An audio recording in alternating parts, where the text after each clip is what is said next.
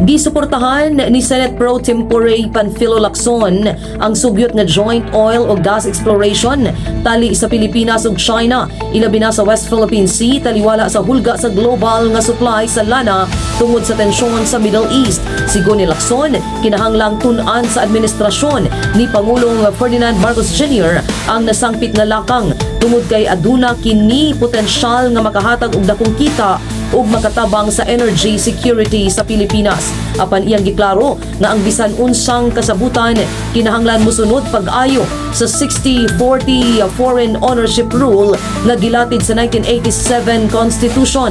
Diin dili moubos sa 60% kinahanglang pagpanag-iya sa mga Pilipino.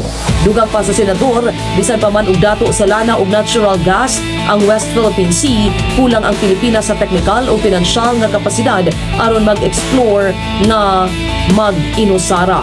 Sa laing bahin, gibutyag ni ini nga aduna ang China sa gikinahanglan nga teknolohiya alang niini.